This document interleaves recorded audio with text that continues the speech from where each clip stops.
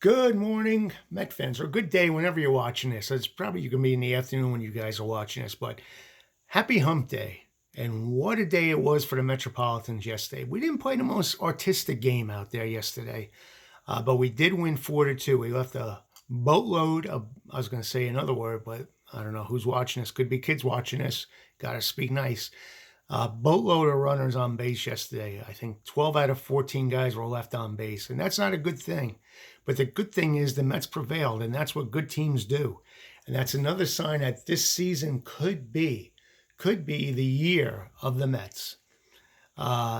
You win the games you're not supposed to win. They battled, they struggled, they had a tough time against Patrick Corbin yesterday, but they did prevail, and that is good. That is good when that happens. I always say you got to beat the teams you're supposed to beat if you want to be a contender, and you have to beat the teams within your division. Now, Washington's not really going to be a threat in the division, but nonetheless, it is division rivalry, and you have to beat them. Let's face it. National League East, I don't know for how many years in a row now, the teams that had the best record in the division have ended up winning the division. So that's proof positive that you need to win these games, and the Mets did last night. And Cookie Carrasco has really turned into the Cookie Carrasco we dealt for. That Lindor Carrasco trade is going to go down as one of the best ever in Met history, I believe. And Cookie Carrasco is going to be the icing on the cake. People forget that when we got Cookie, he was one of the best pitchers in the American League. He just had an off year last year with injuries. But when he's on his game, he's one of the best in the game. Definitely one of the best top 25 pitchers in baseball, if you ask me. He is that good. He just has to be healthy. And he showed what he had yesterday.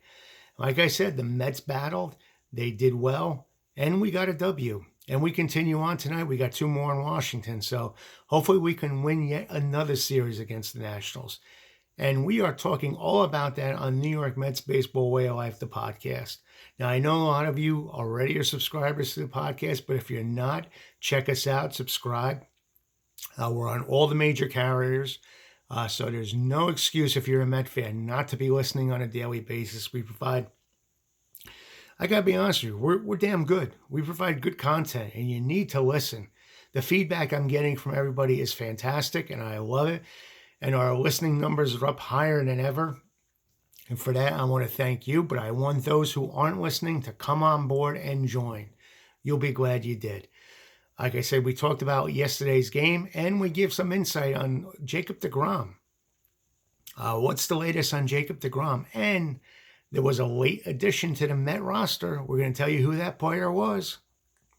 So check it out.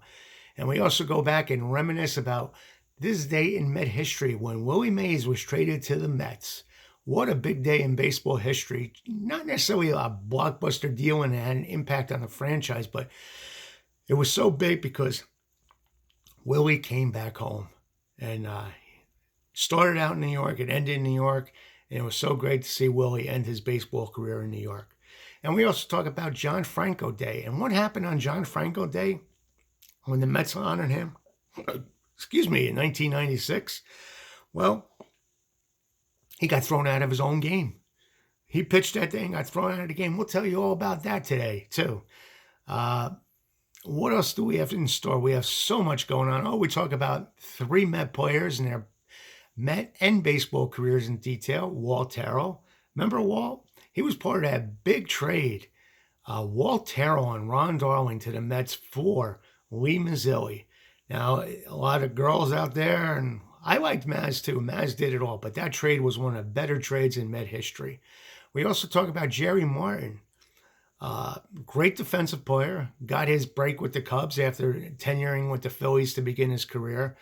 And how he ended up with the Mets now with his last stop in his career. And what happened he was involved in a little unpleasant incident in baseball history, and we'll talk about that. And we talk about Jordan Yamamoto. He was with us last year, and he's still in the organization. He was designated for assignment, so he's not on the 40-man roster right now.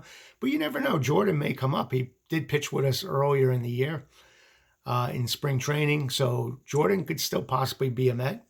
But we talk about all those three guys.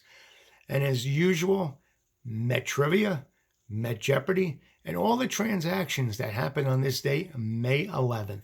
So check us out. We're on all the podcast carriers.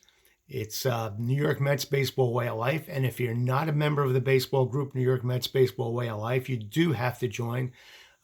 We have the best Met fans. It's not the smack you hear on other groups, like people just making noise and slandering people and, uncensored crap and all this other crap. If you're not a serious Met fan, don't join. But if you want to talk serious Met baseball with serious Met fans, join the group. That's the place to be. I know on Facebook there's a lot of places that just nonsense. But for the serious Met fan, you need to join this group. And if you ever need to reach out to me, I'm at philstan41@gmail.com. I answer all questions, comments, suggestions, whatever you want about the podcast. But check us out today. It's New York Mets Baseball Way of Life, the podcast. You'll be glad you did. And tomorrow we'll be talking about Game 2. Game 2 is tonight. It's a 7:05 start.